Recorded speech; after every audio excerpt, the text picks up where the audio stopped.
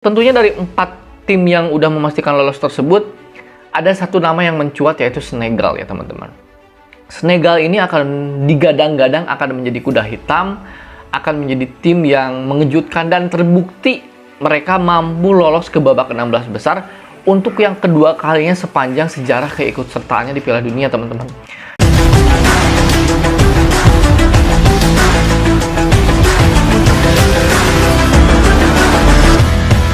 Halo semuanya, kembali lagi bersama saya di Ulasan Bola.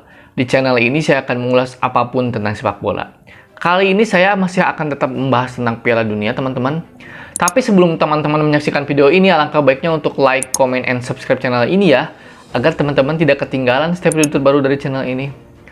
Ya teman-teman, tidak terasa ya Piala Dunia sudah berlangsung lebih dari sepekan. Ada beberapa tim yang sudah memastikan lolos ke babak 16 besar. Dan sekarang sedang berlangsung pertandingan ketiga atau laga terakhir di tiap masing-masing grup. Hingga video ini dibuat, setidaknya sudah ada beberapa tim yang memastikan lolos ya teman-teman. Di antaranya Prancis, Portugal, Brazil, itu sudah lebih dulu memastikan lolos di 2 pertandingan. Mereka menyapu bersih 2 pertandingan. Kemudian di laga terakhir juga yang baru dilangsungkan, grup A dan B, Belanda dan Senegal berhasil lolos. Kemudian di grup B ada Inggris, juga Amerika Serikat yang baru memastikan lolos ke 16 besar.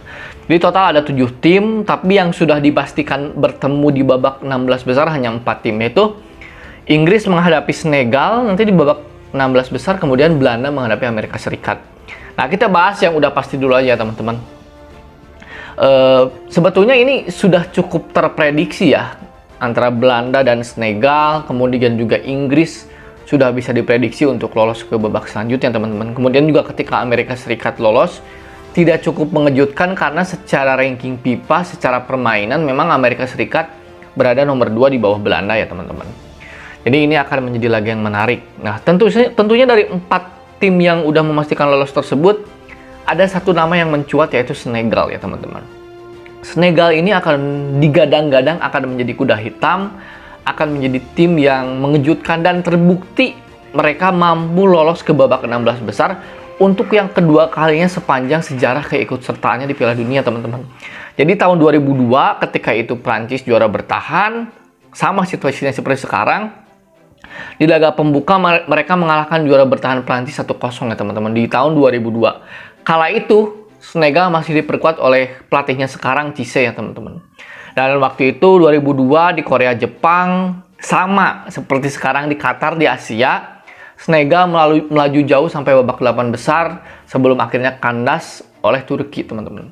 Nah, apakah Senegal akan maju ke babak berikutnya? Itu masih tanda tanya karena lawannya Inggris. Seperti yang kita tahu, Inggris tampil meyakinkan.